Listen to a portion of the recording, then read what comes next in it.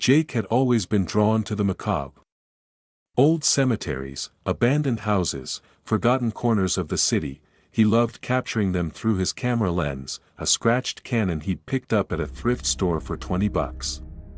The weight of it in his hands felt right, like it was built to chase shadows. One rainy evening, he wandered into St. Mary's graveyard, an overgrown patch on the edge of town, its tombstones crooked and moss-covered, some toppled by time. The air was damp, heavy with the smell of wet earth and decay. His boots squelched in the mud as he aimed his lens at a cracked headstone, the name barely legible, Margaret Hale, 1892–1910. The flash popped, slicing through the drizzle, and the shutter's click echoed in the stillness. A chill ran through him, but he chalked it up to the weather. That night, his apartment felt colder, the radiators hummed doing little to warm the room. Jake sat at his desk, the glow of his laptop casting harsh shadows across his face. He uploaded the photos, sipping cheap coffee as the images loaded. A row of gravestones, a rusted gate, a crow perched on a weathered cross, good shots, eerie and raw. Then he froze. In the corner of the Margaret Hale photo, a faint, blurry figure stood, a girl, maybe, in a tattered dress, her outline smudged like a bad edit. Jake frowned, leaning closer. He hadn't seen anyone there. The graveyard was empty, silent except for the rain. A trick of the light, he told himself, maybe a reflection off the wet stone. He shut the laptop, but as he crawled into bed, the air seemed to press down, thick and icy. Sleep came fitfully, broken by dreams of a pale face hovering just out of sight. The next day, the unease lingered, gnawing at him. Jake couldn't shake the image. By dusk, he was back at St. Mary's, the sky a bruised purple, the wind carrying a faint, sour whiff of something rotten. He stood before Margaret Hale's grave, heart thumping as he raised his camera. The flash flared, and he checked the display. His breath caught, a sharp gasp in the quiet. The figure was clearer now, pale, skin like wax, no eyes, just dark hollows where they should have been. Her head tilted, staring straight at him, her tattered dress hanging in shreds, stained with something dark. Jake's hands shook as he scrolled through older photos on the camera, shots from an abandoned warehouse, a crumbling church. She was in all of them now, closer each time, her eyeless gaze locked on him, her thin arms reaching forward. Back home, he bolted the door, hands trembling as he pored over the images. The figure, Margaret, he guessed, seemed to move frame by frame, her presence invading every shot he'd ever taken. The radiator clanked, but the room stayed freezing, his breath fogging in the air. He tried to delete the photos, but the files wouldn't budge, reappearing on his screen. A low whisper started, faint at first, like static from an old radio, words he couldn't make out, hissing from the corners of the room. Jake's pulse raced. He set the camera down, but it whirred to life, the shutter clicking on its own, click, click, click, snapping shots of the empty room. He yanked the battery out, heart pounding, but the whispers grew louder, a soft, broken voice, see me, see me. By the third night, Jake stopped sleeping. The air buzzed with whispers, now a chorus of fractured pleas, see me, find me, crawling from the walls, the floor, the ceiling. Shadows shifted in his peripheral vision, long and thin, darting away when he turned. The camera, battery still out, clicked relentlessly, a mechanical heartbeat in the dark. Desperate, he grabbed it, uploaded the new photos. His stomach dropped. One showed his living room, the couch, the coffee table, and Margaret, inches from the lens, her eyeless face filling the frame, mouth stretched in a silent scream, black veins cracking across her skin. The next was worse, Jake, asleep in bed, eyes closed, unaware, while her pale, bony hand hovered over his chest, fingers curled like claws that he stumbled to the bathroom, splashing water on his face, avoiding the mirror. But he couldn't help it, he glanced up. His reflection stared back, pale, haggard, bags under his eyes. Then it changed. His image flickered, his mouth twisting into a grin he didn't make, his eyes sinking into dark pits. Margaret's face bled through, superimposed over his, her hollow sockets boring into him. He yelped, staggering back, the sink cold against his hands. The whispers turned to a wail, sharp and piercing, rattling the windows. The camera clicked again, faster, frantic, from the living room. Jake ran to it, hands shaking as he held the screen. The latest photo was him, standing in the bathroom, seconds ago, staring at the mirror. Behind him, Margaret loomed, her cold fingers brushing his shoulder, her lipless mouth at his ear, whispering through the dark. Jake dropped the camera, his breath ragged, the room spinning. The temperature plunged, frost creeping across the windows in jagged patterns. A stench filled the air, rotting flesh, damp earth, like the graveyard had followed him home. Something scraped under the bed, slow and deliberate, nails on wood. He didn't dare look. The whispers chanted now, "Join me, see me, join me," louder, closer, a cold breath on his neck. The camera clicked one last time, and the screen glowed. Jake forced himself to look. There he was, cowering in the corner of his room, eyes wide with terror. Margaret stood over him, her skeletal hand on his shoulder, her eyeless face tilted down, a black, dripping maw where her mouth should be.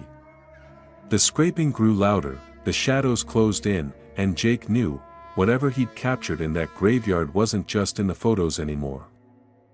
Jake stumbled through his days, a shell of the man who once chased the macabre with a thrill in his heart.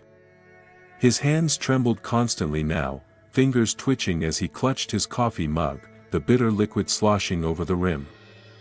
Dark circles carved deep trenches under his sunken eyes, the whites shot with red from nights without sleep. Every creak of his apartment's old floorboards, every hum of the radiator, sent him jumping, heart racing, eyes darting to shadowed corners.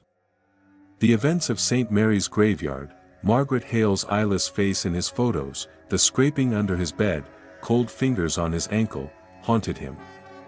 The stench of rot lingered in his nostrils, and the whispers, "See me, join me," echoed in his skull.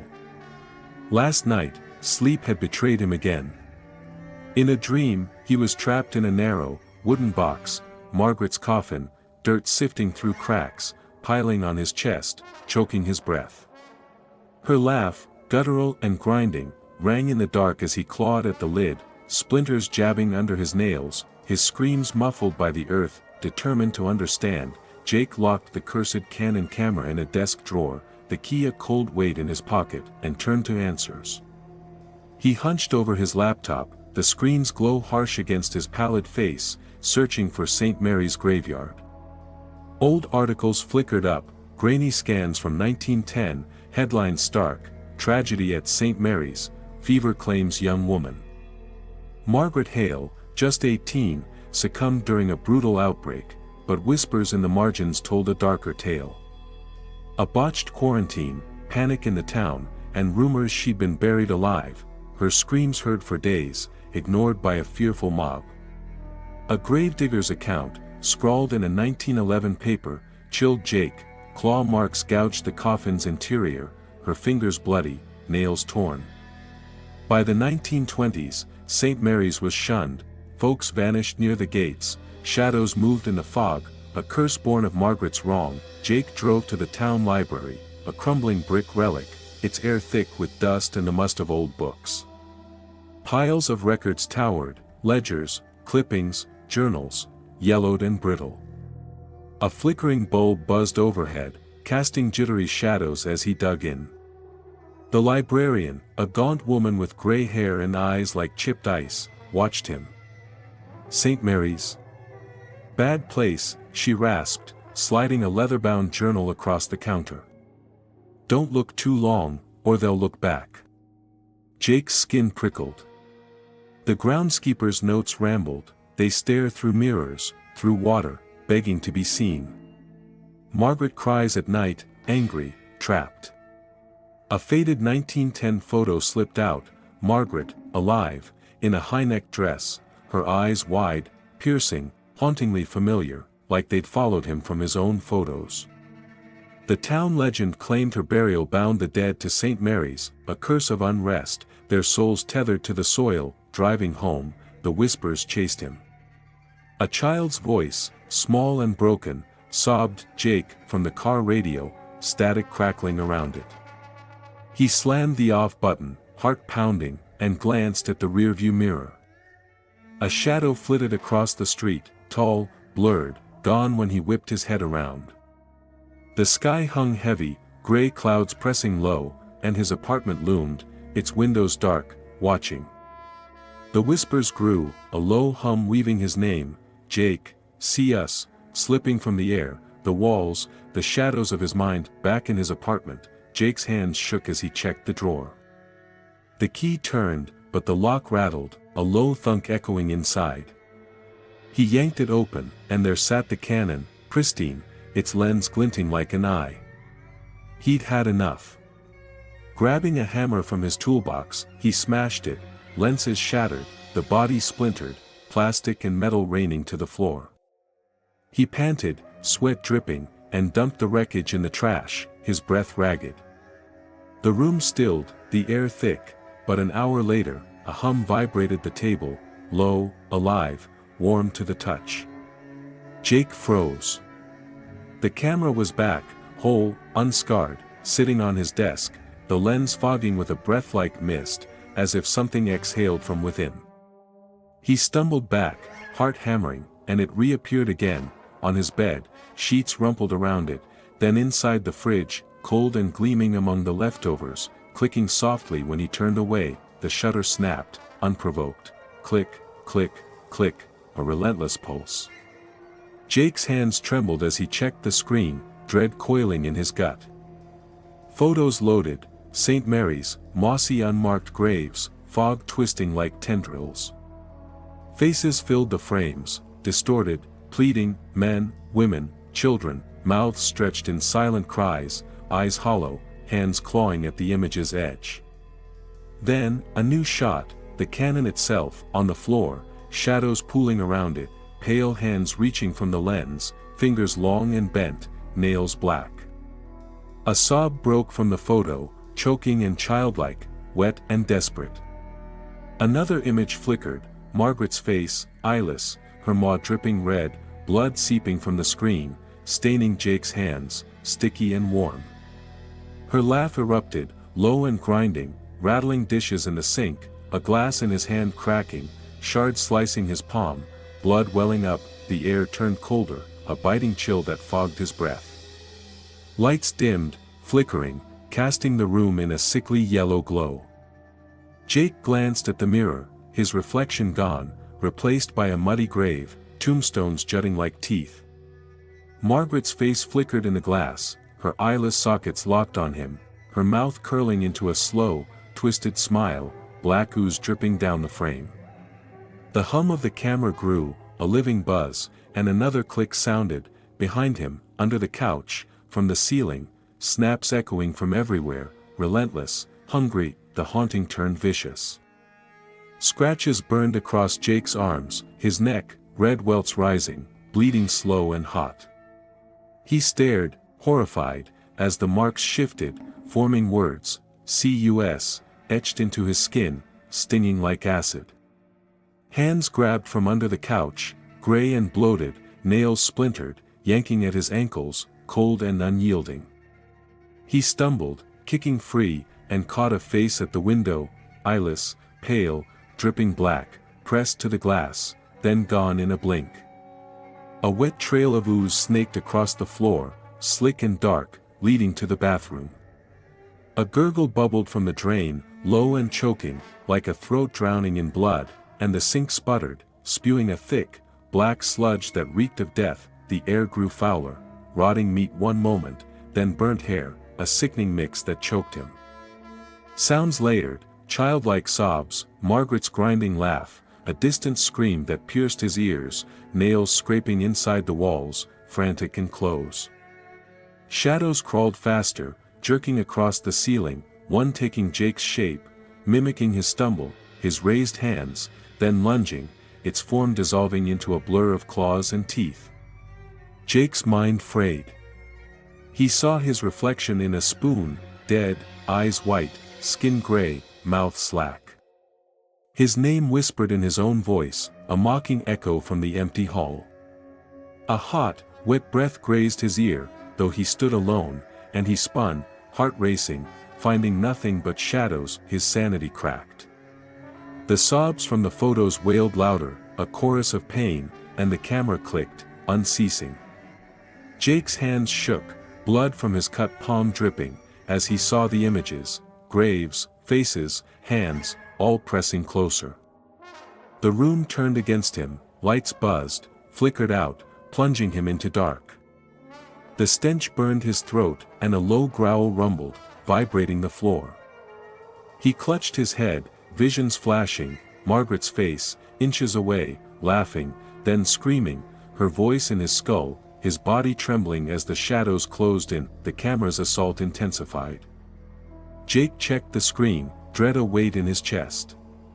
A photo loaded, St. Mary's graveyard, fog thick and gray, corpses rising from the mud, flesh sloughing off in wet clumps, eyes glinting like wet stones, bony hands dragging him down. Margaret loomed, her face twisting, bones cracking as her jaw unhinged, her laugh a guttural roar, then a shrill scream, flipping back and forth, a sound that clawed his mind. The photos cried louder, a chorus of voices, some begging, "Free us," others snarling, "You're ours," wails and sobs blending, blood seeping from the screen, pooling on the table, red and thick. The apartment turned hostile. Walls oozed black, a viscous slime dripping, staining the floor. The ceiling wept mud, clumps splattering Jake's hair, his shoulders, cold and wet. Floorboards buckled, groaning, something thumping beneath, clawing to break through. A shadow hand printed on the wall, long and gray, fingers pointing at Jake, trembling as it stretched. The camera hummed, vibrated, then lifted an inch off the table, floating, snapping his face, eyes wide, mouth open in terror, blood from his hand smearing his cheek. Another click, Margaret's face, closer, her eyeless sockets glinting, her maw wide, laughing, her voice echoing from the photos, the walls, the air. Footsteps circled, slow, dragging, wet, thudding above, below, behind.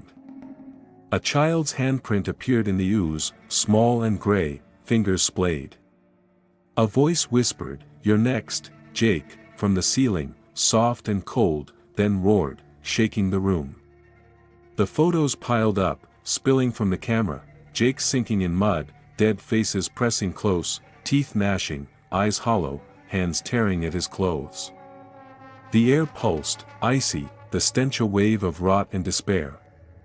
Shadows writhed, forming bodies, limbs bent wrong, heads lolling, crawling toward him, their mouths moving, chanting his name. The horror peaked, a nightmare unleashed.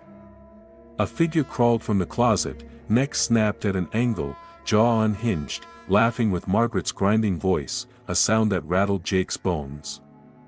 Photos screamed, bled, a stack tumbling, image after image of Jake sinking, dead faces pressing in, teeth snapping, eyes glinting with hunger. The camera snapped itself, the screen showing its lens cracked, Margaret's face inside, laughing, her skeletal hand reaching out, clawing through the frame, cold and real. Jake stumbled, gasping, as hands choked his throat, tight and icy, yanking his hair, dragging him to the floor. A figure lunged, biting his arm, teeth sinking in, blood welling hot and red. The room shook, windows cracked, fog seeping in, thick and gray, carrying the wail of dozens. Margaret's voice roared, "Ours, Jake." A deafening bellow as bodies piled from the shadows, rotting, writhing, flesh peeling, arms stretching for him. The floor buckled, mud oozing up, hands bursting through, grabbing his legs, pulling. Jake's heart raced, his breath a sob, his body trembling. Desperate, he grabbed a crowbar from the toolbox, a flashlight from the shelf, resolve hardening, burn the graves, end this curse at St. Mary's. He staggered to the door, the camera clicking in his bag, relentless. The screen glowed, Jake, fleeing through the graveyard, mud to his waist, hands bursting from graves, gray and clawing, Margaret's maw wide, laughing, her eyes glinting as a cold grip yanked him back, the fog swallowing him, the shutters echo a final, hungry snap in the dark. Jake was unraveling, his body a canvas of torment. Sweat soaked his clothes, cold and clammy, his trembling hands barely gripping the gas can, its metal slick against his palms. Blood from scratches seeped through his torn shirt, red stains spreading like ink, his gaunt cheeks hollowed by hunger and fear. His knees shook, threatening to buckle, his breath ragged, each gasp a stab of panic. His bloodshot eyes, wild and darting, reflected sleepless nights haunted by Margaret Hale's eyeless face, her claws, her grinding laugh. Elias, weathered and grim, led the way, his scarred hands clutching his grandfather's diary, pages yellowed and brittle, his voice a low rasp reciting chants of fire and salt to break the cursed lens. They trekked to St. Mary's graveyard at midnight, fog swirling like a living beast, thick and gray, the air heavy with rot, damp earth, decay, a sour undercurrent that clung to their lungs. Jake's pulse hammered, a frantic beat, mud sucking at his boots, each step a fight against the dread coiling in his gut. Tombstones loomed through the mist, some cracked, others leaning, faint claw marks etched into their surfaces, a distant wail carried on the wind, low and mournful, twisting his nerves tighter. Two figures stumbled from the fog, their silhouettes wavering. Clara, wiry and tense, her paint-stained hands trembling, clutched a sketchbook bulging with drawings, eyeless faces, mouths agape, her hollow eyes sunken from sleepless nights, dark circles like bruises. Sam, lanky and hunched, glasses fogged, gripped notes scrawled with St. Mary's history, his voice cracking as he spoke, fingers twitching with fear. "The camera, it's killing us," Clara whispered, pulling a photo from her bag, corpses, clawing hands, Margaret's twisted maw, identical to Jake's torment. Sam's hands shook, revealing his own, graves, shadows, her eyeless gaze boring through. Jake's stomach dropped, their scars mirrored his welts, red and raw, a shared curse binding them. Elias's face hardened, guilt heavy in his voice. "My grandfather's lens did this, trapped them all." Graves shifted, mud bubbling like boiling blood, a low moan vibrating the ground, deep and guttural. The cannon clicked in Jake's bag, unprovoked, the screen glowing, the four stood in the fog, shadows inching closer, Margaret's whisper hissing, "You're all mine." A cold hand brushed Jake's neck, icy and fleeting, a child's sob echoed, shrill and close, a tombstone creaked, tilting forward as if pushed, dirt spilling at its base. Clara perched on a fallen stone, her voice raw as she confessed. "Found this camera at a thrift store.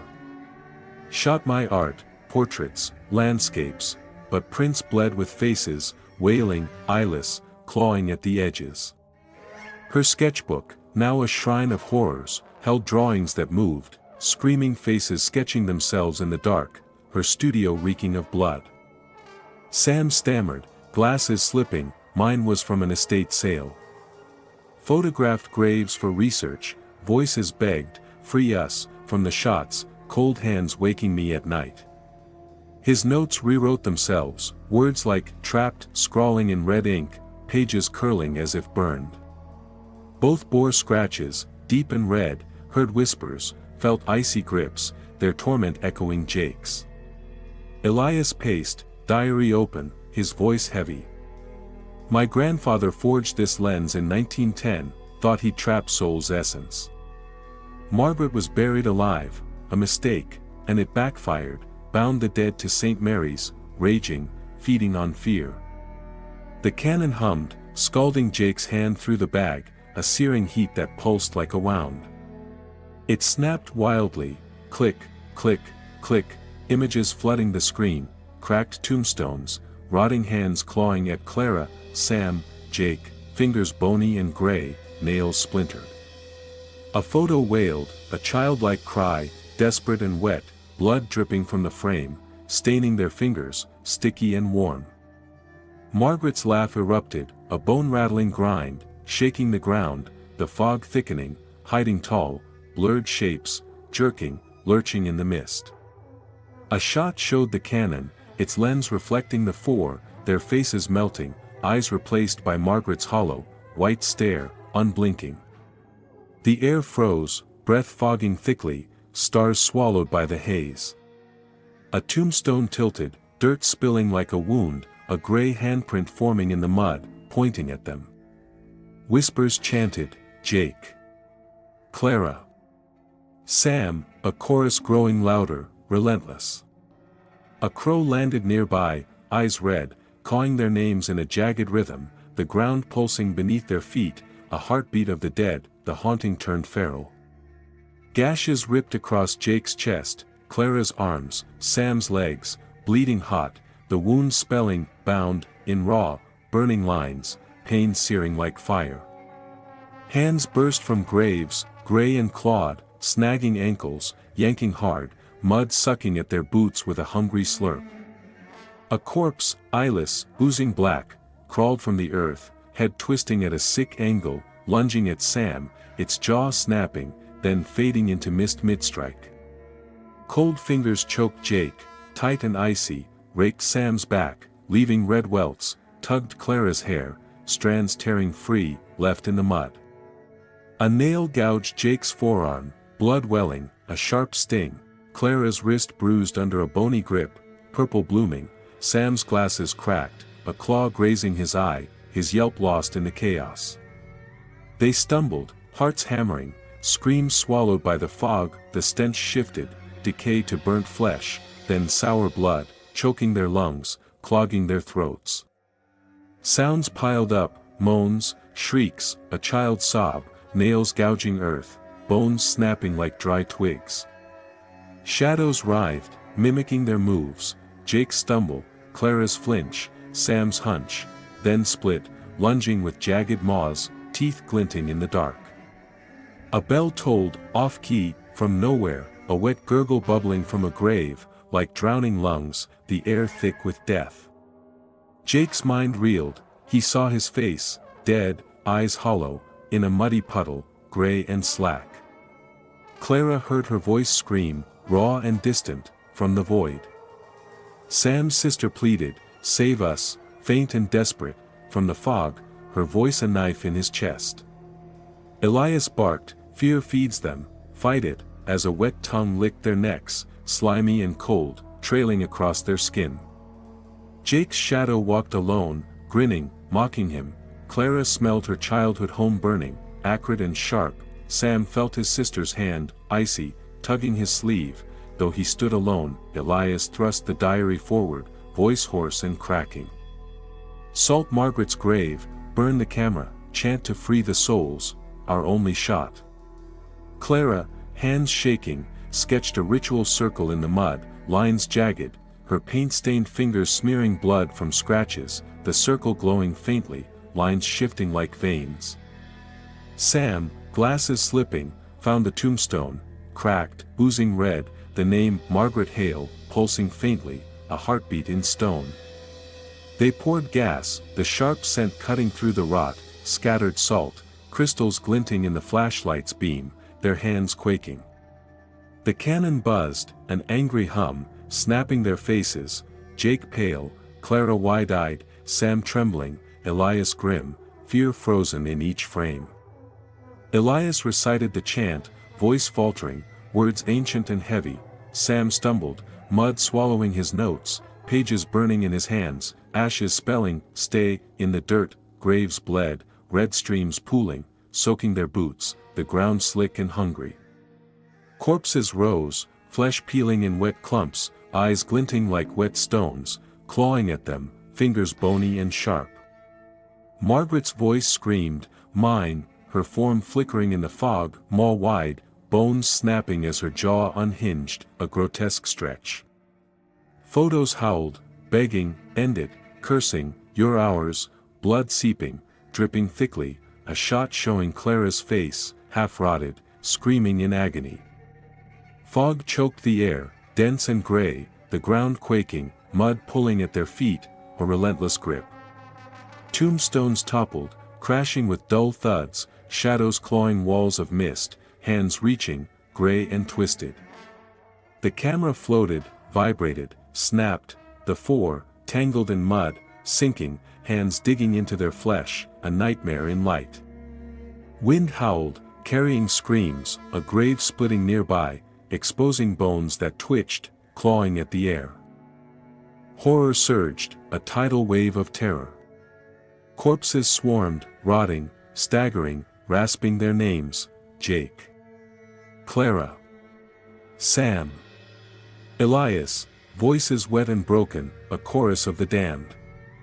Photos screamed, bled, piled high: Jake, Clara, Sam, Elias, sinking, hands tearing, maws biting, teeth gnashing, a corpse with Clara's face crawling, eyeless, hissing her name, Sam's sister's voice wailing from a grave, shrill and piercing.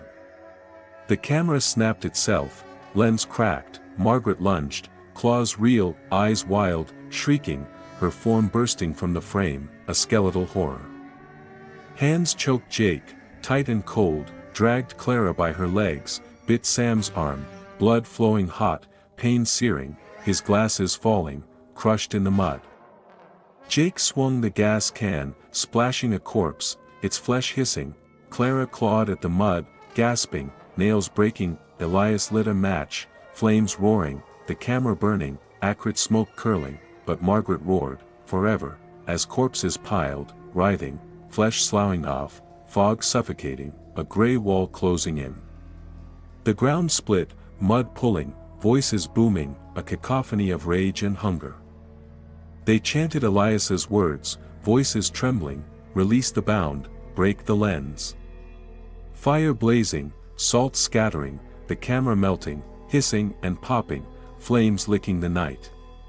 A photo glowed, the screen alive, the four, sinking in mud, Margaret's maw wide, hands gripping, Jake's ankle, Clara's wrist, Sam's leg, Elias's arm, her scream deafening, a banshee wail that shook the earth. The grave yawned, a black pit, mud surging, dragging them down, their cries lost as the fog closed in, a hungry shroud, the cannon's final click, a death knell echoing in the dark. Jake's body screamed in protest, each breath a shallow, panicked rasp of fear that tore at his throat. His shirt, once a pale gray, was now drenched in sweat, clinging to his gaunt frame like a second skin. Blood, both fresh and crusted, stained the fabric from countless scrapes and tears earned in their harrowing escape. His hands, caked with mud and trembling so violently they threatened to release their precious cargo, clutched the gas can as if it were the last vestige of hope in a world consumed by despair. His eyes, wild, bloodshot, and sunken from days of terror, darted frantically through the suffocating fog. Emaciated cheeks hollowed his face, and his knees, raw and aching, buckled under the sheer weight of exhaustion. Every muscle screamed, every nerve ending fired, a symphony of pain and dread. Beside him, Elias, weathered and stoic, gripped his grandfather's diary. The pages, brittle and frayed with age, rustled softly in the chilling breeze.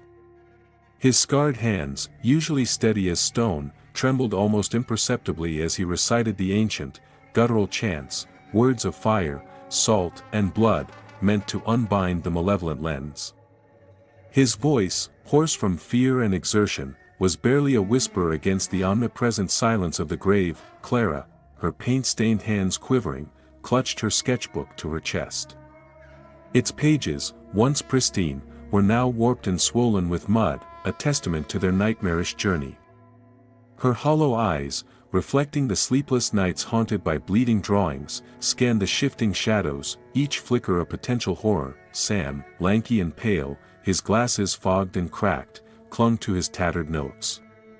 His voice, usually steady, cracked with dread as he mumbled forgotten lore and fragmented theories. The very air around them reeked of rotting flesh and sour earth, a cloying stench that clung to their clothes, their hair, their very skin.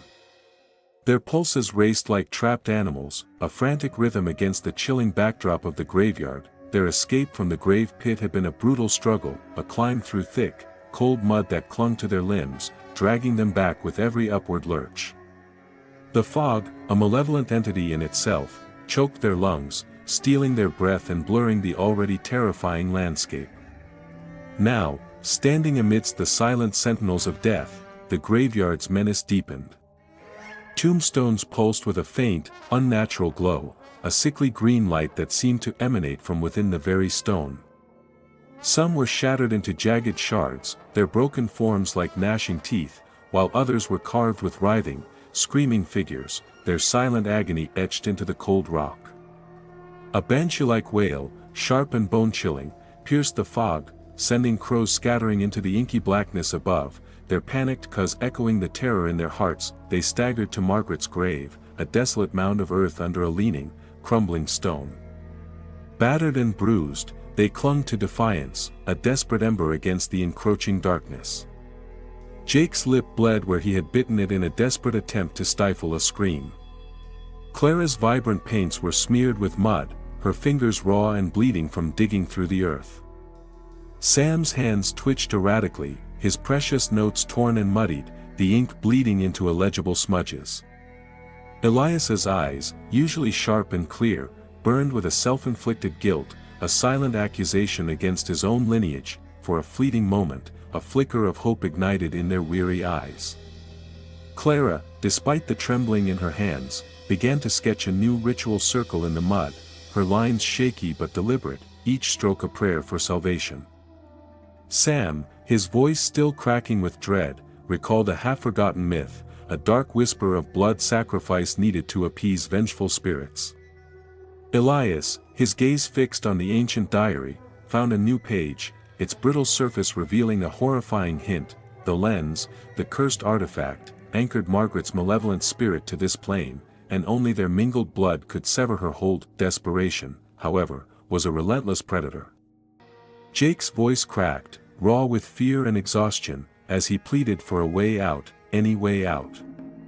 Clara's sketches trembled, the lines blurring, her hands spasming uncontrollably. Sam's notes, his lifeline to reason, slipped from his grasp, swallowed by the insatiable mud. Elias's chants, meant to be powerful incantations, faltered, haunted by the crushing weight of his family's shame, the legacy of a ritual gone horribly wrong. Then, a new clue, chilling in its simplicity, emerged from the diary, a sketch of the lens, rendered in haunting detail, dripping with what could only be blood, and labeled with two words that sent a fresh wave of terror through them: life for freedom.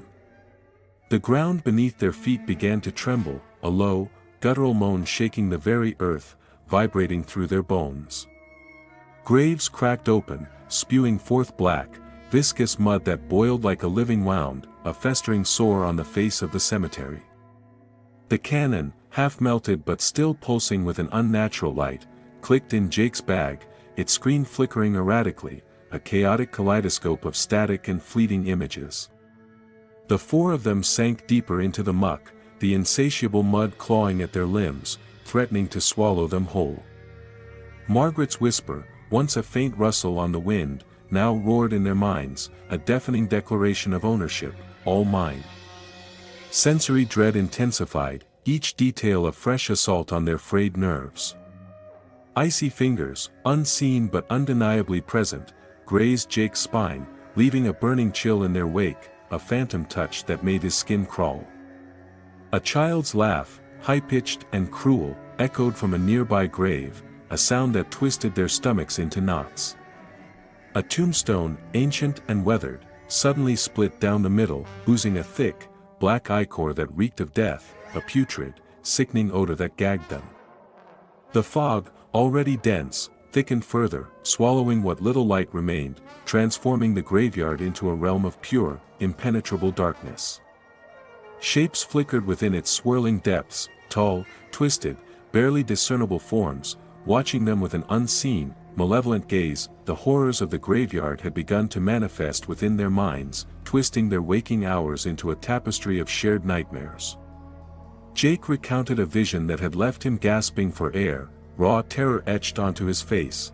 Buried alive, the suffocating weight of the earth pressing down, Margaret's spectral claws tearing at his chest, her guttural laugh grinding in his skull, a sound that echoed the very cracking of his sanity. Clara, her voice a thin, reedy whisper, confessed that her sketches were bleeding.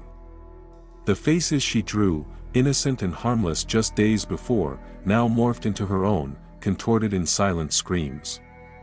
Her once vibrant studio, a sanctuary of creativity, had become a gallery of writhing horrors, each drawing a testament to her descent into madness. Sam's notes, his meticulous, scientific lifeline, had begun to burn, not with flame, but with an internal, consuming heat.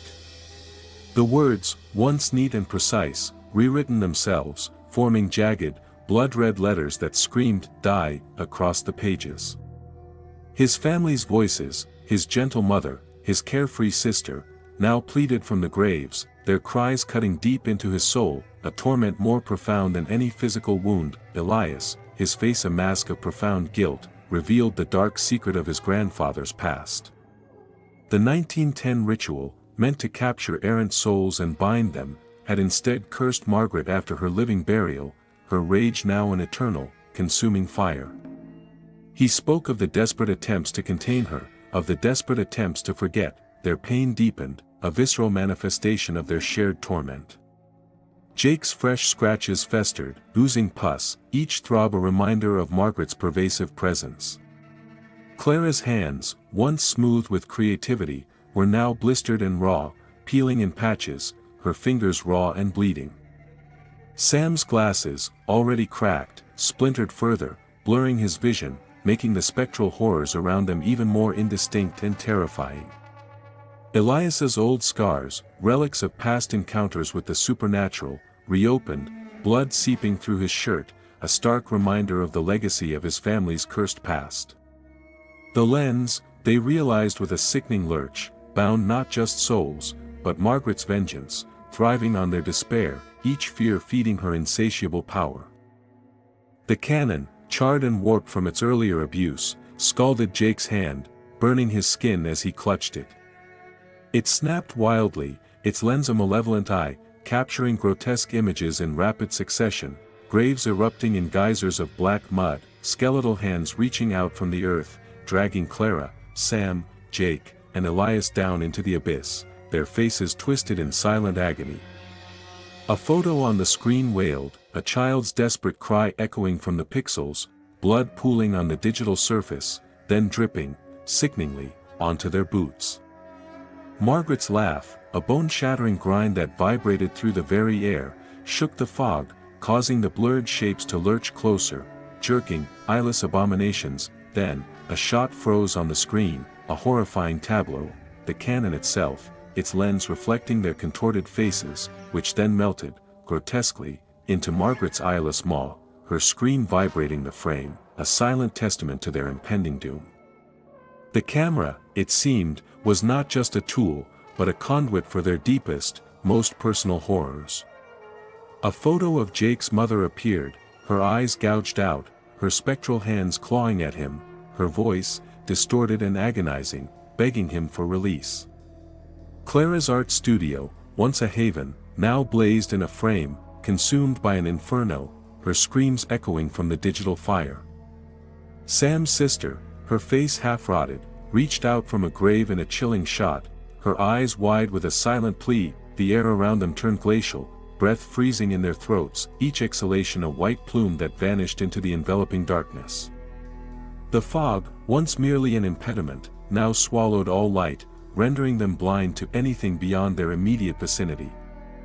Tombstones leaned precariously, their ancient forms threatening to topple, the dirt around their bases pulsing like veins, a grotesque heartbeat emanating from the earth itself.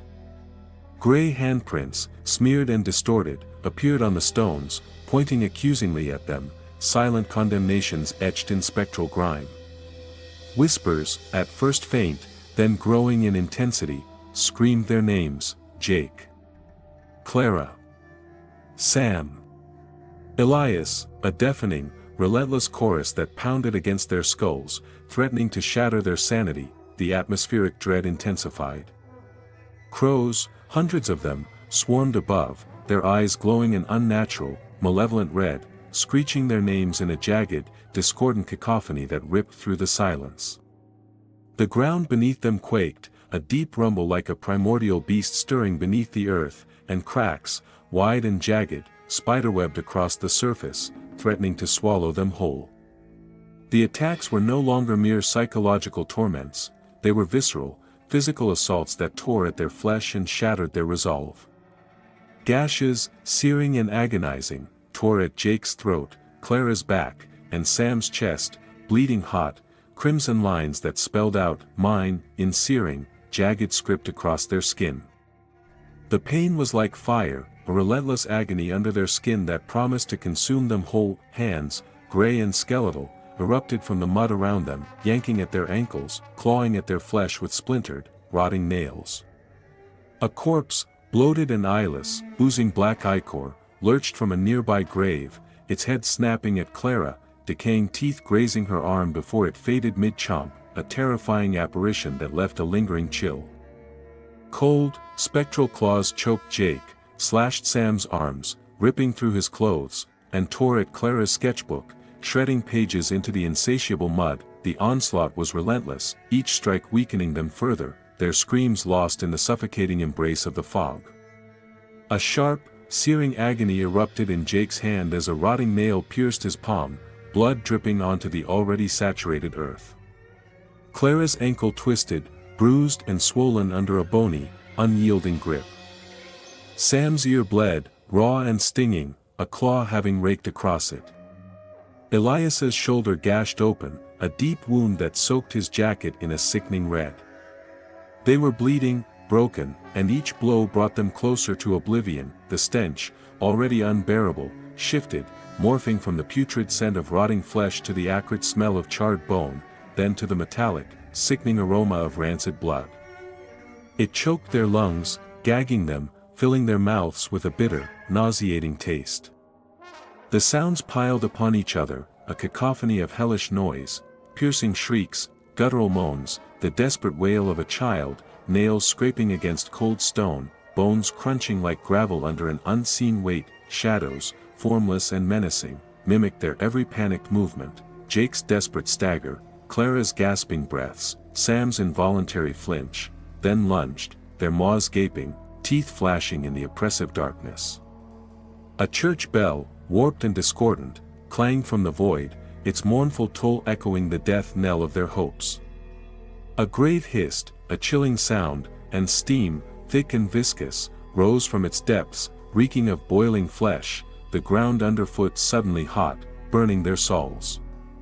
The sensory assault was overwhelming, blurring the line between reality and nightmare, threatening to drown them in a sea of pure, unadulterated terror. Their minds, already fractured, began to shatter under the relentless psychological assault. Jake saw his reflection in a shard of broken glass, not his own gaunt, terrified face, but a rotting, eyeless visage, his scream silent, swallowed by the suffocating fear. Clara heard her mother sob, a raw, accusing sound that echoed in her ears. "Why did you leave me?" Sam's sister, a vision of half-rotted decay, clawed at him, her icy touch sickeningly real, her whisper chilling him to the bone. Elias, his face contorted in a grimace of defiance, growled, "Fear's their fuel, resist." Even as cold, slimy tongues licked at their faces, rancid and disgusting, leaving a sour taste that coated their tongues. Jake's own shadow, a distorted, mocking caricature of himself, laughed at his every desperate move. Clara smelled her burning art, the acrid smoke stinging her eyes, though no fire was present. Sam felt his sister's cold, wet breath on his neck, a phantom touch that made his skin crawl, even though he was utterly alone. Their minds fractured further, the fragile line between hallucination and reality dissolving into a terrifying, indistinguishable blur. Elias, his hands trembling but his resolve firm, deciphered the final, cryptic page of his grandfather's diary. The ancient script, barely legible, revealed a desperate plan. They had to salt Margaret's grave, burn the cursed lens with their mingled blood, and chant the ancient words to unbind her malevolent spirit. A chilling caveat, however, followed: a sacrifice might be needed. Clara, her hands bleeding from fresh scratches, began to sketch a blood circle in the mud, its lines pulsing like veins, her own paint mixing with the raw, dark red of her blood. Sam, his vision blurred by his cracked glasses, found the tombstone, the source of so much pain, oozing black ichor, the name Margaret Hale, writhing like worms in the viscous darkness. With grim determination, they spilled the remaining gas onto the hallowed ground, scattered the coarse salt, and, with trembling hands, dripped their blood onto the ancient stone. The cannon, a malevolent entity in itself, convulsed violently, snapping photos of their gaunt, screaming faces, their eyes hollow with unadulterated terror. Elias's chant, once strong, now stuttered, his voice raw, each word heavy with the weight of their desperate hope. Clara's sketch burned her fingers, the lines shifting, morphing into screaming faces that stared back at her.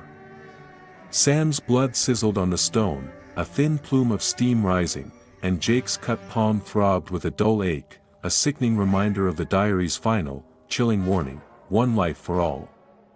The graveyard erupted in a fresh wave of terror. Graves vomited black ichor, pooling at their feet, a viscous, malevolent tide. Corpses, their flesh sloughing off in wet, sickening clumps, rose from their earthen prisons, clawing with bony fingers, their eyeless sockets bleeding black. Margaret's scream, a deafening, soul-shattering whine, splintered the very air, her form towering over them, a writhing mass of bone and shadow, her maw gaping, her eyes dripping black, putrid fluid. The photos on the cannon wailed, a chorus of desperate cries, blood flooding the screen, cursing them with a single, guttural word, stay. A shot of Clara, her face rotting, screaming in silent agony. Sam's sister, Eyeless, her mouth a black void, in a frame. Jake's mother, her face merging horrifyingly with Margaret's, shrieking a guttural, primal scream. Then, a new image flickered onto the screen, a final torment, Elias's grandfather, Eyeless, his face etched with eternal torment, begging forgiveness, his voice echoing from the grave, a desperate, chilling plea. The fog, once merely thick, now strangled them, a suffocating shroud that stole their breath. The ground beneath their feet split open, vast, hungry fissures appearing, the mud within dragging at their boots, sinking them deeper with every frantic step. Tombstones writhed, like living, tormented things, their forms twisting and contorting. Shadows, elongated and menacing, clawed at the fog walls, spectral hands groping, bony claws slashing at the empty air around them. The cannon, now seemingly disembodied, floated before them, snapping chilling photos, the four of them, buried alive, their faces twisted in silent screams, mud filling their mouths, suffocating them even before they were truly gone. The environment itself seemed to turn against them. A high-pitched wail, carried on a shrieking wind, echoed from the void, carrying distant, agonizing screams. The world had narrowed to the suffocating confines of the grave pit, a maw of mud and decay that swallowed them whole. Jake, Elias, Clara, and Sam were no longer explorers of the macabre but desperate victims, teetering on the precipice of an unimaginable end. The stench of churned earth and ancient rot clung to them, a cloying blanket that stole their breath, each gasp a desperate struggle against the suffocating air. Jake's body was a landscape of agony. Sweat, cold and clammy, plastered his shredded shirt to his skin, mingling with the crust of dried blood from gashes ripped across his arms and chest. His hands, caked in mud and trembling uncontrollably, clutched the gas can, its cool metal the only tangible connection to a hope that felt increasingly illusory. His face, gaunt and hollowed by days of starvation and ceaseless terror, was a mask of despair. Bloodshot eyes, wide with a primal panic, darted frantically through the swirling fog, searching for an escape that didn't exist. Each breath was shallow, a sharp, wheezing gasp of dread that burned in his lungs. His knees, scraped and bruised, buckled beneath him, threatening to give way entirely. The scars on his knuckles, old wounds from a forgotten fight, burned with a phantom heat, mirroring the frantic drum of his pulse in his ears. He could feel the mud pulling at his boots, a relentless, hungry grip that promised to drag him deeper into the earth's cold embrace. Their screams, raw and desperate, were swallowed by the oppressive fog, muffled by the relentless pull of the pit. Elias, usually the picture of stoic determination, was a grim reflection of their shared torment. His face, streaked with mud and etched with new scars, was a testament to the brutal night. He clutched the tattered leather-bound diary to his chest as if it were a sacred relic, his knuckles white against the dark leather. His voice, usually steady and resonant, was a raw, cracking whisper as he chanted the fragmented remnants of rituals, fire, salt, and blood. Each word was a desperate plea against the encroaching darkness, a prayer offered to a god that seemed to have abandoned them. Clara, her usually vibrant clothes caked in mud, looked ghost-like. Her paint-stained hands, raw and trembling, gripped her mud-soaked sketchbook as though it were a lifeline. Her eyes, sunken and shadowed, stared out from beneath a wild tangle of hair, haunted by the visions of bleeding faces that had plagued her since they first set foot in St. Mary's. The vibrant colors she usually saw were replaced by the sickly green glow emanating from the tombstones, their surfaces now writhing with carved, clawing figures that seemed to writhe and reach out from the stone itself. Sam, his usually meticulous appearance now a ruin of torn clothes and mud-splattered skin, pushed his cracked glasses further up his nose. He clutched torn notes, fragments of research that now seemed utterly useless in the face of such overwhelming horror. His voice, usually precise and confident, was a mere quivering stammer as he tried to piece together the fragmented clues, his mind struggling to comprehend the impossible. The horror of St. Mary's was no longer a distant threat but a tangible, suffocating presence. The tombstones, normally silent sentinels of the dead, pulsed with a sickly, phosphorescent glow, illuminating the writhing, clawing figures carved into their surfaces. They seemed to writhe and reach out, their stone limbs desperate for purchase on the living. The graves themselves pulsed like decaying hearts, a macabre beat that echoed the frantic pounding in Jake's chest. A banshee wail, thin and piercing, shredded the air, tearing through the suffocating fog and sending a flock of crows scattering into the pre-dawn sky in a cacophony of panicked squawks. The very air was thick with the reek of rotting flesh, a cloying sweetness that clung to their throats and threatened to make them gag. The mud, black and viscous, pulled at their legs with an insidious, relentless force, threatening to drag them deeper into the earth's cold embrace. Each gasp of breath was a struggle against the suffocating air, laden with the stench of decay. Amidst the chaos, a tattered page from Elias's diary, mud-stained and brittle, slipped from his trembling grasp and landed at Jake's feet. It was a single, harrowing truth, scrawled in an elegant, spidery hand that Jake now recognized as Elias's grandfather's. The words, though faded, burned themselves into his mind. The spirit of Margaret Hale, anchored by the lens, demands a living soul to free the bound dead. A blood sacrifice, willingly given, can shift the curse. The revelation struck Jake with the force of a physical blow. The lens. The cannon's lens. He remembered the thrill of finding it, the strange pull it had exerted over him, the undeniable allure of its dark history. It had been his obsession, his personal quest for the macabre, that had brought them all here. His initial trespass at St. Mary's had sparked this horror, unleashing Margaret's vengeful spirit and condemning them to this hellish descent. A wave of profound, suffocating guilt washed over him, crushing him beneath its weight. He had brought them here. Elias, Clara, Sam, their lives, their very souls, were now forfeit because of his reckless pursuit. He looked at Elias, grim and scarred, clutching the diary that held their doom. He looked at Clara, her vibrant spirit dimmed, her eyes haunted by visions. He looked at Sam, usually so rational, now reduced to a quivering mess. They were here because of him. A cold resolve began to solidify in Jake's chest, pushing aside the raw panic that had gripped him. He had to offer himself. He had to bear the curse alone. It was the only way. His mind reeled, a torrent of flashbacks assaulting him. His mother's death, sudden and brutal, had left a gaping wound in his soul, a wound he had tried to fill with the macabre, with the thrill of confronting death, of capturing its essence through the lens. He had thought himself fearless, immune to the terrors he sought out. Now, Facing the unimaginable, he felt a terror far greater than any he had ever known, the terror of eternal torment, of being bound to a vengeful spirit, his soul consumed by her endless rage. But the guilt was a heavier burden. He couldn't let them suffer for his arrogance, no. Elias's voice, though rough, cut through the din of the pit. He shook his head, his scarred face a picture of grim protest. "Jake, you can't. There has to be another way."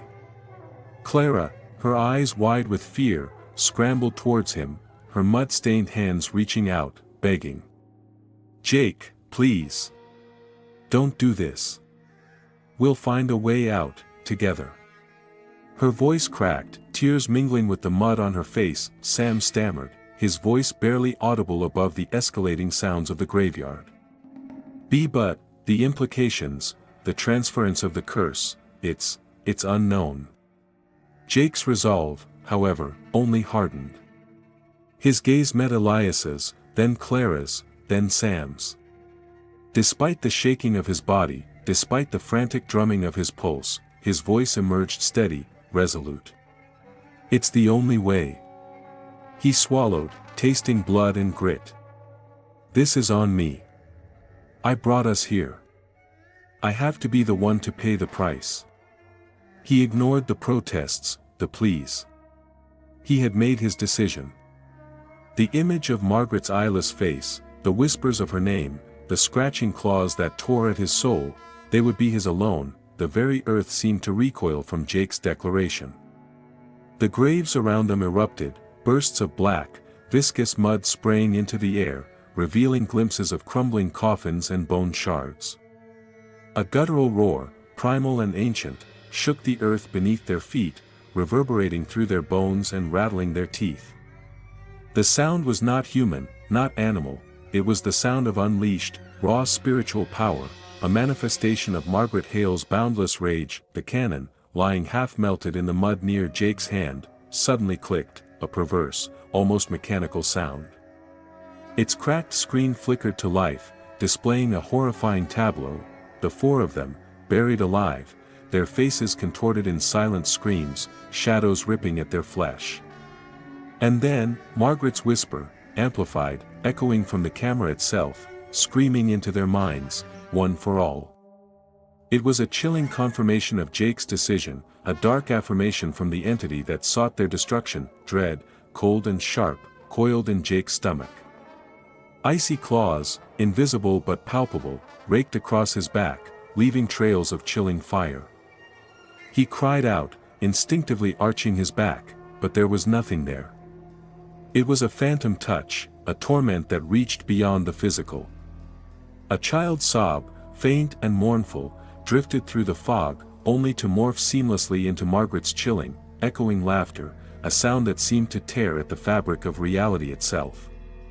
A tombstone, directly behind Sam, shattered with a deafening crack, spraying sharp, jagged bone shards into the air, one narrowly missing Sam's face. The fog, thick and cloying, pulsed with a sickly light, taking on grotesque, shifting shapes. Eyeless figures, their forms barely discernible, lurched and swayed, circling them like hungry predators. They were the bound dead, Margaret's captives, and they were here, drawn by the promise of release, or perhaps, the scent of fresh, living souls. Their names, Jake's, Elias's, Clara's, Sam's, were hissed in a chorus of spectral whispers, a cacophony of forgotten voices that clawed at their minds, twisting and distorting until they were indistinguishable from Margaret's own chilling taunts. The grave pit, once merely a hole in the ground, had become a portal to a nightmare, and they were caught in its inexorable pull. Jake knew, with a certainty that chilled him to the bone, that his sacrifice was their only chance.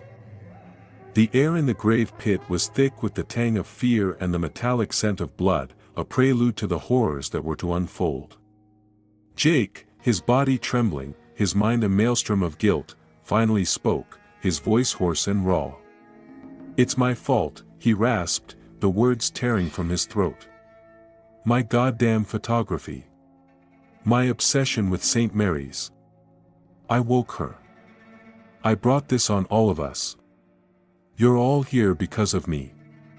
The admission hung in the air, a bitter truth that resonated with the chilling whispers of the graveyard.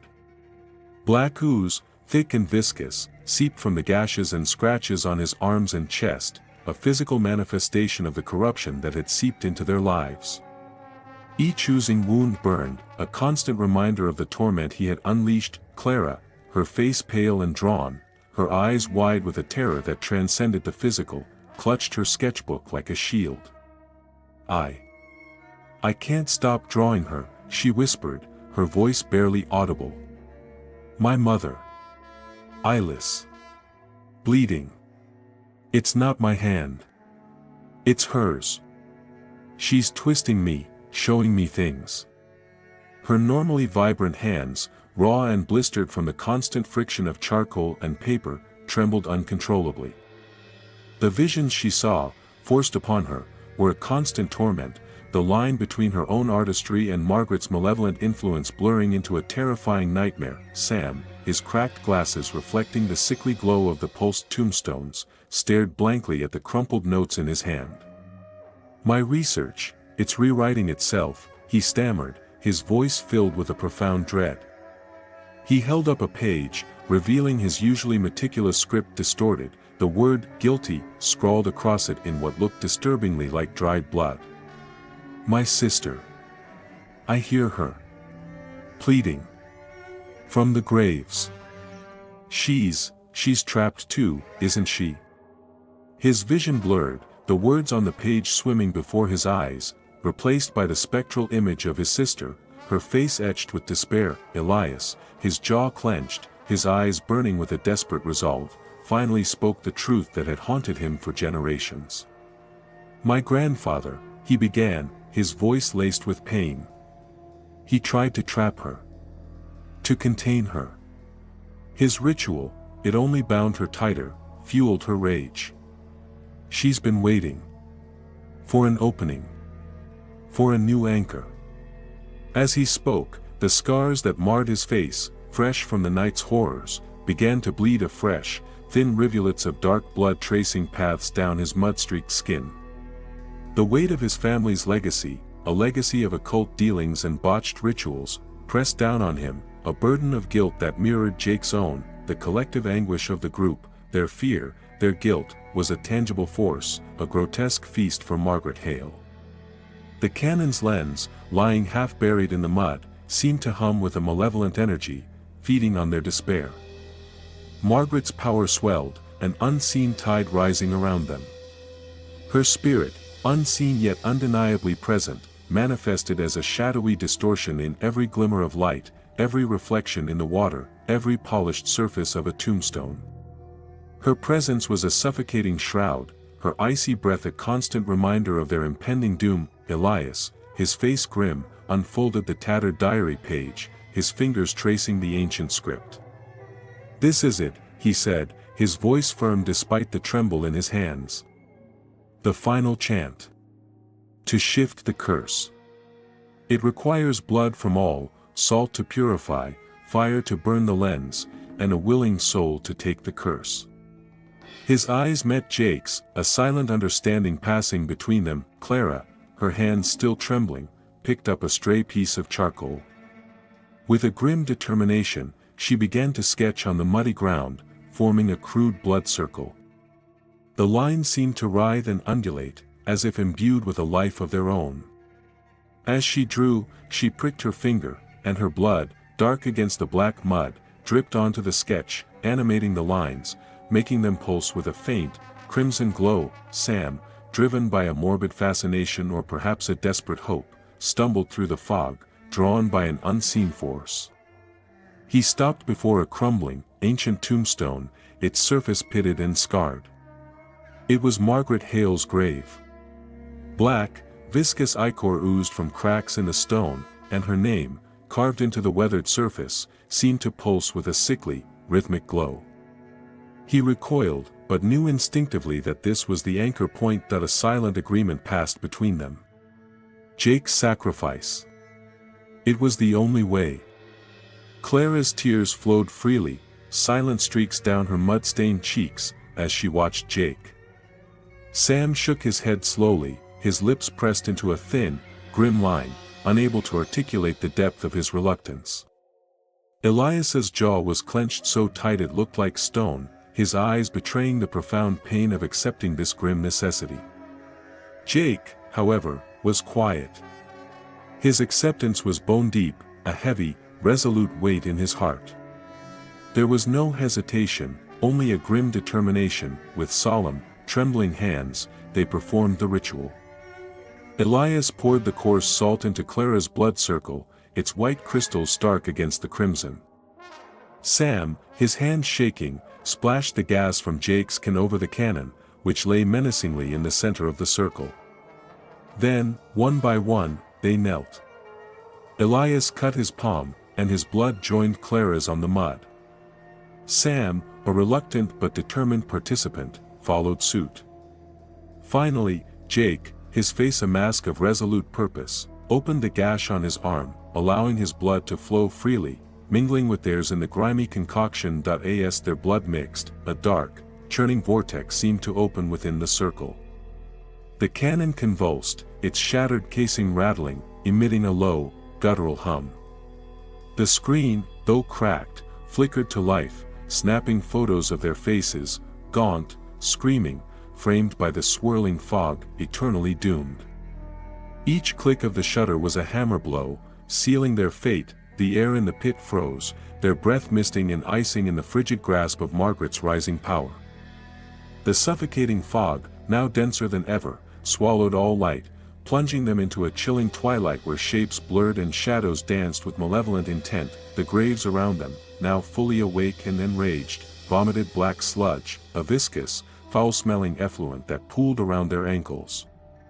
Horrifying handprints, long and clawed, smeared the surfaces of the tombstones, as if spectral hands were desperately trying to escape their eternal prisons.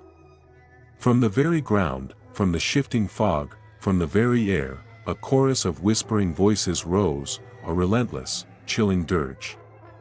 "Jake, forever," they hissed, their voices 1,000 unseen mouths, promising an eternity of torment. The cannon, still convulsing, its screen flickering, began to wail, a guttural, inhuman sound that tore through the frigid air. Blood, thick and dark, seemed to seep from the very images it displayed, painting terrifying visions. Jake's mother appeared on the screen, her face eyeless, her spectral hands clawing at the glass, her silent scream a torment that pierced his soul. Clara's studio appeared, engulfed in flames, her canvases burning, her art consumed by an unseen inferno. Sam's sister, no longer pleading, was now a rotting, skeletal figure, her empty eye socket staring out, blaming him. A large crow, perched precariously on a swaying branch above the pit, let out a harsh, guttural caw, a sound that seemed to tear at the very fabric of reality. Its beak, stained crimson, dripped blood onto the mud below, each drop a tiny, morbid punctuation mark. As it cawed, its voice echoed with a chilling resonance, distinctly pronouncing Jake's name, a demonic prophecy of his impending doom. Suddenly, with a deafening crack, the ground beneath the cannon split open, revealing a deeper, blacker abyss. From the chasm, a skeletal hand, bone-white and ancient, shot out, its decaying fingers clutching the cannon. The lens, now bathed in a sickly, pulsing light, throbbed like a malevolent eye, staring into the abyss, into Jake's soul, sealing his fate. The ritual was almost complete, and the terror had only just begun. The air, already thick with dread, curdled into a palpable essence of malevolence. The ground beneath them convulsed violently, and the true horror of St. Mary's graveyard fully unleashed itself. What had been a battle for their sanity quickly devolved into a desperate fight for their very lives against an onslaught of the dead. Gashes appeared on their flesh as if by an invisible blade. A burning line slashed across Jake's throat, another ripped open Clara's chest, and deep gouges tore across Sam's arms.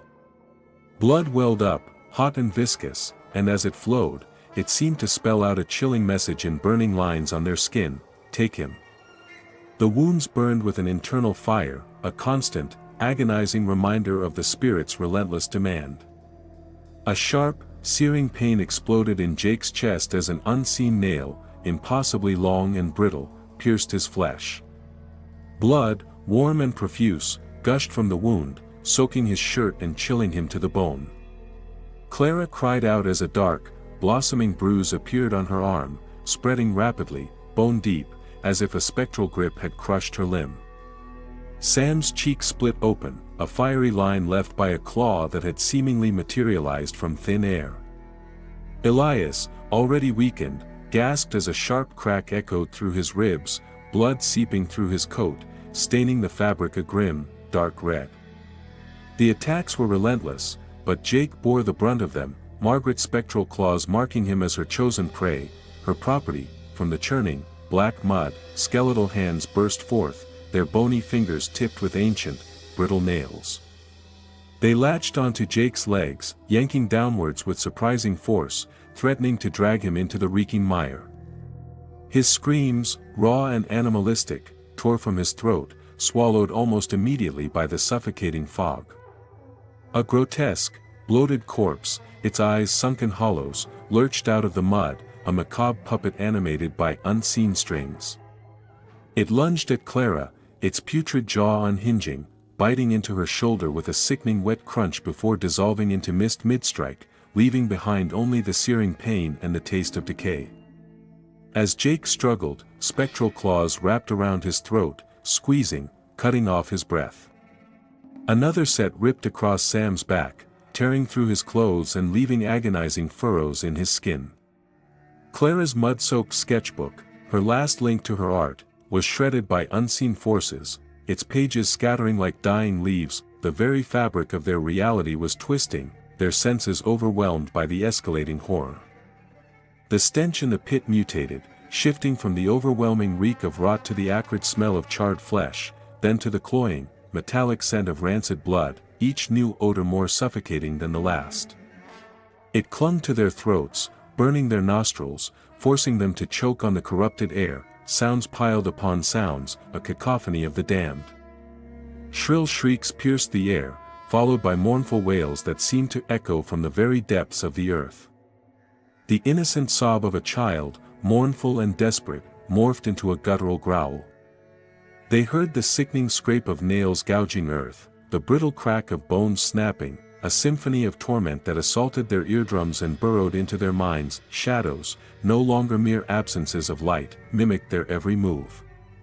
As Jake collapsed, his shadow on the muddy wall beside him contorted and lunged, its maw gaping, spectral teeth glinting in the sickly glow. When Clara flinched from a spectral touch, her shadow recoiled, then snapped forward with terrifying speed. A bell tolled, a single, warped, resonant peal that seemed to emanate from nowhere and everywhere at once, its sound vibrating through their very bones. The graves hissed, releasing plumes of steaming vapor that reeked of ancient decay, and the ground beneath their feet grew scalding hot, burning through their shoes, a direct conduit to the inferno of Margaret's rage. The physical assault, the shifting smells, the cacophony of sound, it all blurred their reality, disorienting them, pushing them to the brink of madness.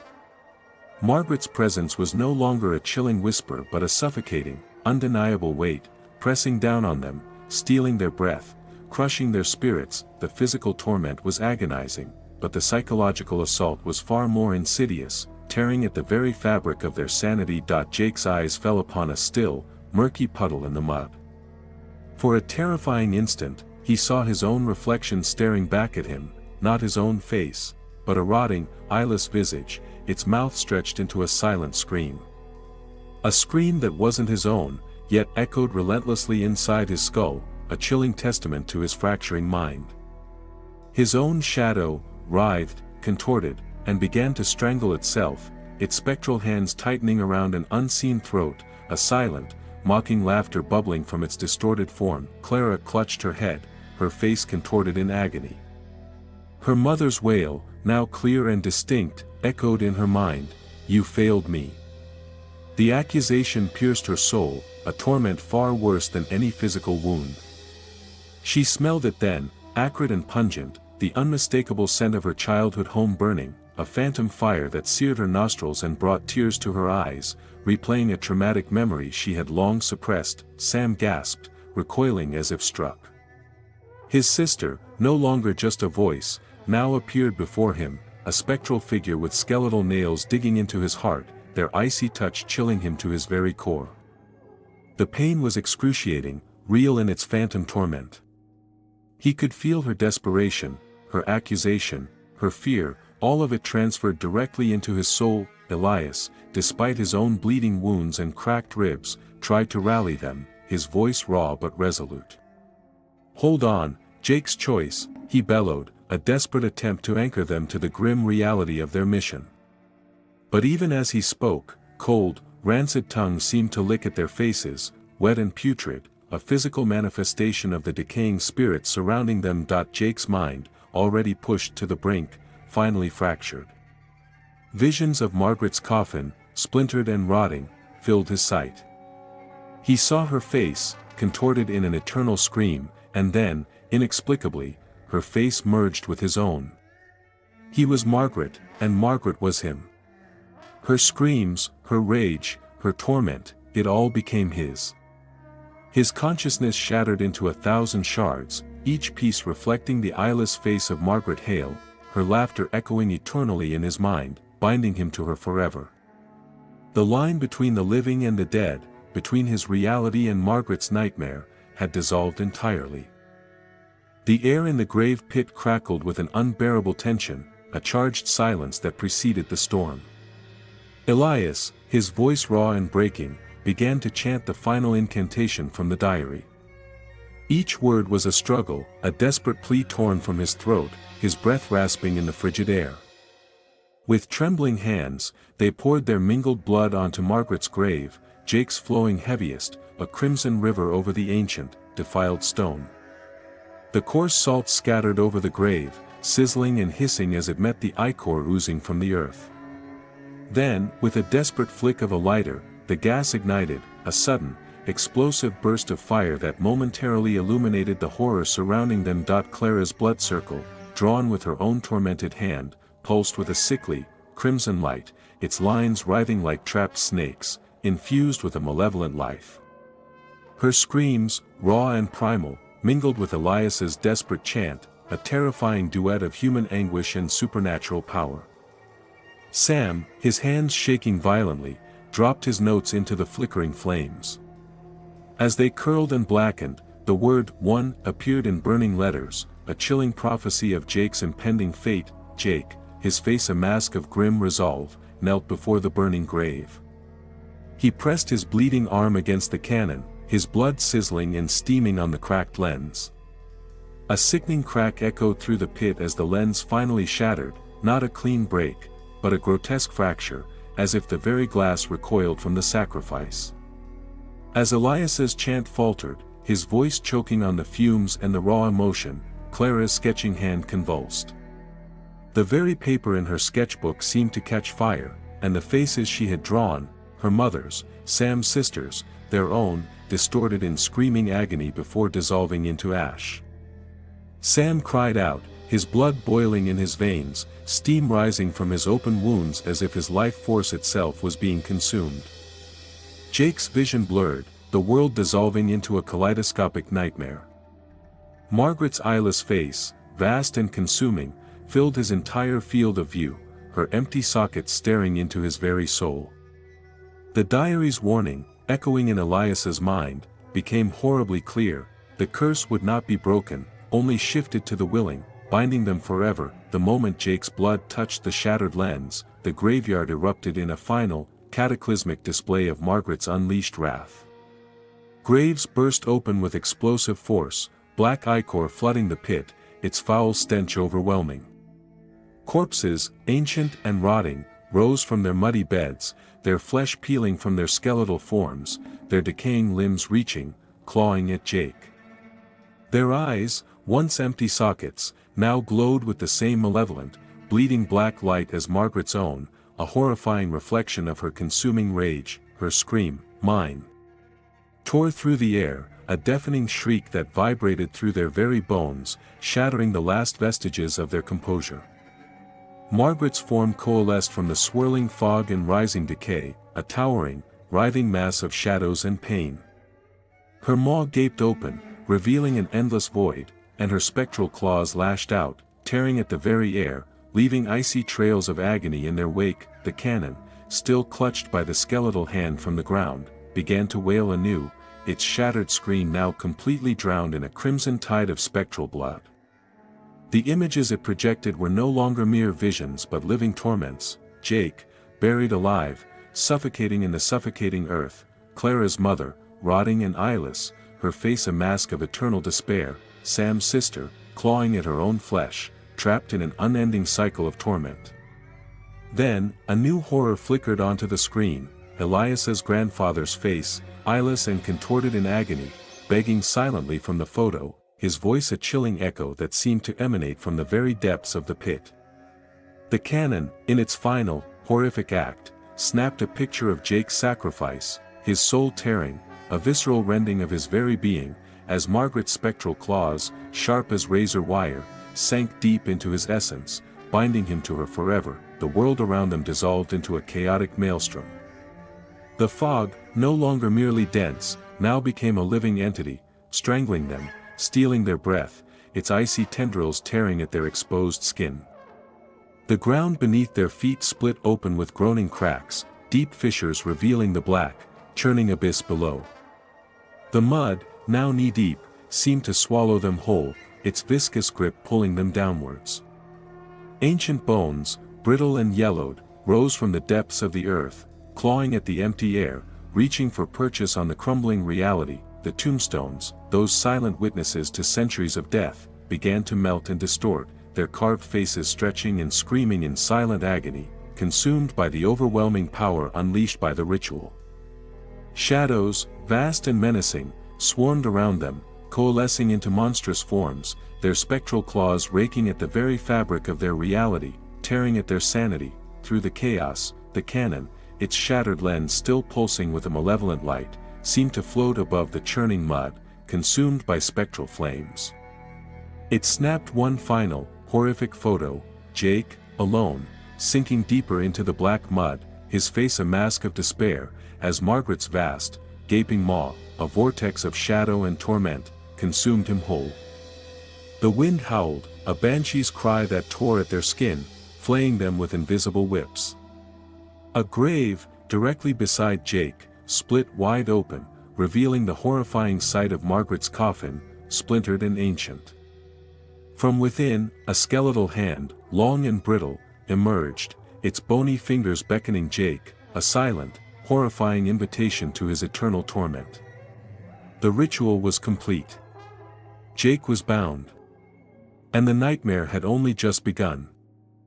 The guttural roars and chilling wails that had filled the grave pit ceased, replaced by an unnerving silence.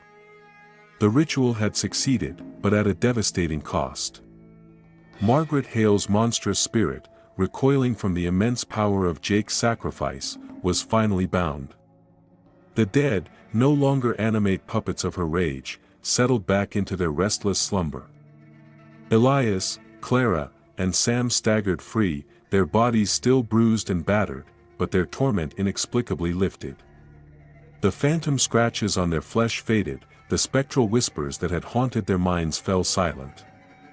Their escape was real, their freedom a tangible, almost unbearable relief, but Jake's sacrifice had not been in vain. It had bound him, not to the grave, but to Margaret. The cannon, its malevolent purpose fulfilled, disintegrated into a shower of black dust and shattered glass, its curse embedding itself irrevocably in his soul. Margaret's eyeless face, etched into his very being, now haunted every photo he saw. A newspaper headline, a billboard advertisement, his own reflection in a mirror, all became canvases for her grotesque visage.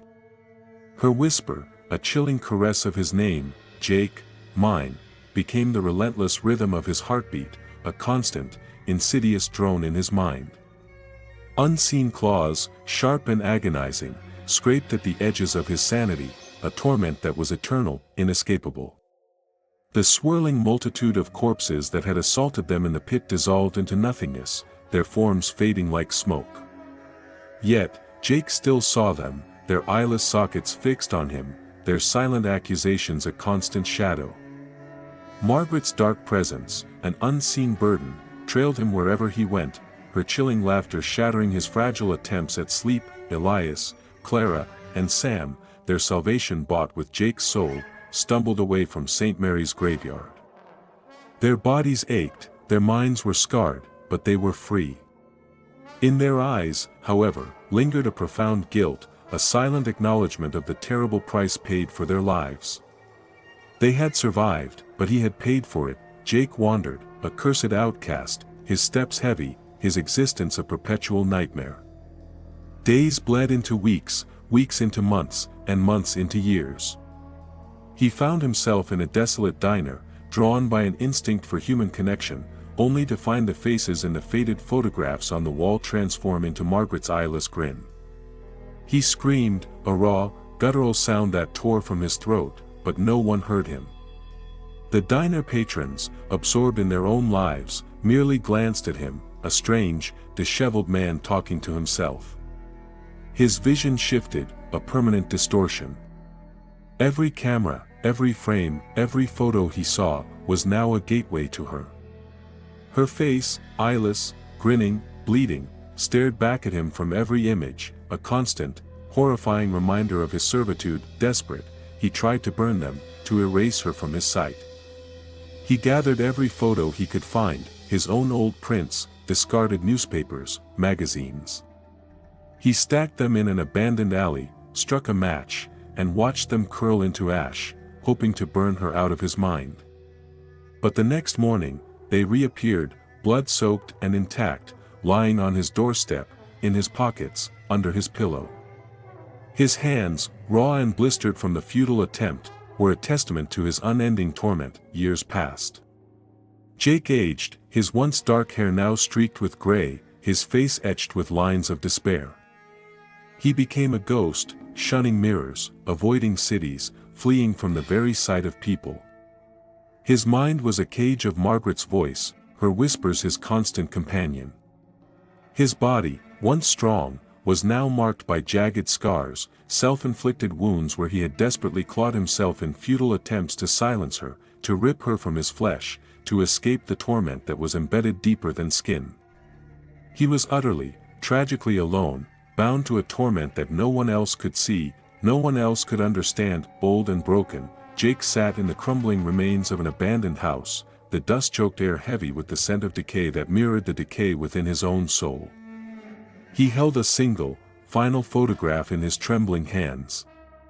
It was a picture of his own face, taken long ago, but now, in his cursed vision, it had merged entirely with Margaret's. His eyes, in the photo, were gone, replaced by Margaret's empty, bleeding sockets. His lips were stretched into her same grotesque, mocking grin. A piercing scream, not his own, but Margaret's, echoed in the desolate room, a chilling crescendo of triumph and malice. Unseen claws, impossibly sharp, raked across his heart, a final, excruciating torment that brought him to his knees. He didn't cry out. Instead, a faint, resigned smile touched his lips, a weary acceptance of his eternal fate that he whispered, his voice barely a breath, "Yours," and then, his breath faded, a whisper lost in the suffocating silence. The world around him, a canvas of endless torment, began to fade to black. But even as his consciousness slipped away, he heard it, the relentless, endless shutter clicking of Margaret's camera, capturing his soul, her possession complete. The curse was eternal, his soul hers, bound until death, and beyond. Meanwhile, Elias, Clara, and Sam lived on, scarred but free. They carried the memory of their ordeal, a lingering shadow, but they were oblivious to Jake's unending torment, to the true, horrifying cost of their salvation. His sacrifice remained his alone, a secret horror known only to him, and to Margaret, his eternal companion.